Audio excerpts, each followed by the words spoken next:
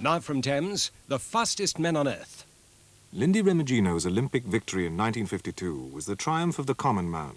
He was a willing competitor who rose to the occasion, but his successor was quite different. He was a thoroughbred.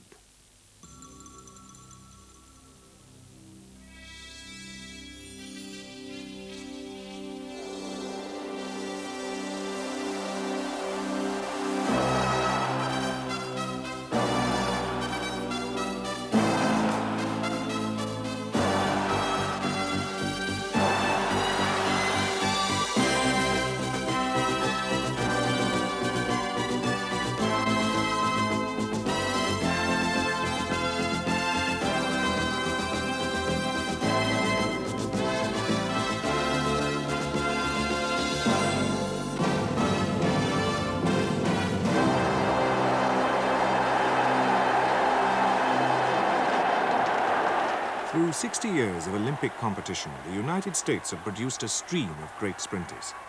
Yet always there was one athlete whose talent raised him above the rest. In the vintage year of 1956, that honor fell to a young man from San Benito in the Rio Grande Valley.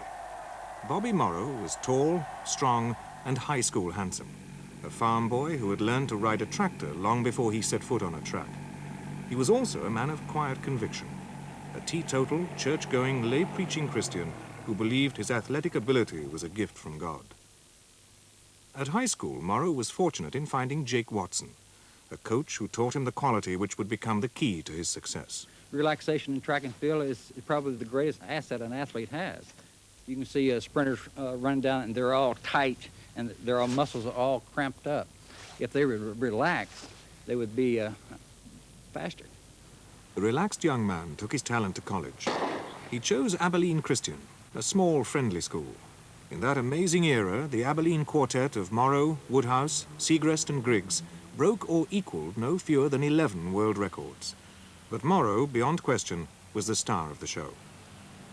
As he entered Olympic year, his closest rival was the powerful Dave Sim. But injury destroyed Sim's Olympic ambitions. And while he limped out of contention for Melbourne, Morrow found and maintained his own form. At the US Olympic trials, he won both the 100 and 200 meters against the strongest fields ever assembled. It was the encouragement he needed. In a summer when American sprinters were breaking world records to order, Melbourne would hold no terrors for the best of that bunch. Melbourne, Australia, 1956. The suggestion that Melbourne should stage the 16th Olympiad was made over 9 years ago. And now, for the first time in history, the Games will be held in the Southern Hemisphere. Like so many of their successors, the Games of '56 were staged in a dangerous and depressing political climate. Russian tanks were rumbling through the streets of Budapest, and the Suez crisis was still simmering. The omens were unhappy, yet the Aussies were determined to throw a memorable party. Despite a 48-hour journey, Morrow was relaxed on his arrival in Melbourne and soon showed his ability in the 100 meters heats. I didn't have any problem during the preliminaries, and then I pulled a groin muscle, and I thought I was going to have really problems during the finals, but I came through the 100 meters with no problems at all. Saturday, November the 24th, was warm and sunny, but a brisk wind confronted the sprinters as they prepared for the Olympic 100 meters final. The lineup: Ira Murchison and Thane Baker of America, Heck Hogan of Australia, Germany's Manfred Germar, Mike Agostini of Trinidad, and the favorite, Bobby Morrow.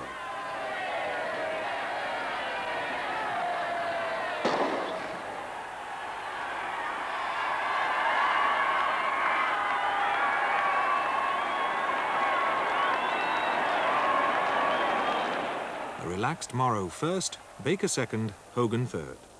The wind had pushed up the winning time to 10.5 seconds, the slowest since 1928. But times didn't matter. Bobby Morrow was the fastest man on earth, and the whole world knew it. The rest of the Melbourne Games would be a simple celebration of his genius, and Jesse Owens sat in the stand to watch his Olympic 200 meters record eclipsed as Morrow came home in 20.6 seconds for his second gold medal.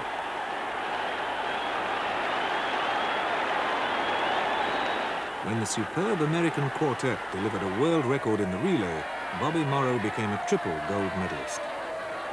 Meanwhile, Abilene had prepared a memorable welcome for the shy 21-year-old and his young wife, Joanne. The homecoming in Abilene was a tremendous occasion. I was thrilled about it, but I still didn't like all the notoriety and publicity about it. But he had to live with the publicity. The American State Department sent him on goodwill tours. A film company used his fame and good looks for a movie. His face featured on the covers of Life and Sports Illustrated. He was honored at the White House as one of the 9 great living Americans. Bobby Morrow was no longer a mere athlete. He was an example to America. The Rome Olympics of 1960 were his goal, and he was moving confidently towards them when he suffered a dramatic muscle injury. The leg was never the same again. A still more traumatic experience was in store. He was due to fly himself home from that meeting, but because of the injury, he turned the job over to his co-pilot. That almost proved fatal. And I looked over at the artificial horizon, and it was vertical. And I pointed this out to the fellow that was flying the airplane. He went crazy. He grabbed the hold of the wheel and pulled it back and started screaming and hollering. And I finally got the wheel away from him and pushed it down so we'd pick up our airspeed. And we finally broke out of the cloud cover. And luckily enough, we had enough sealant that we could see the ground and straighten the airplane back up. But we were almost killed, and I think that had a great effect on me. That crisis shattered his nerves. Today, he still acknowledges that it robbed him of his most priceless asset, the ability to relax.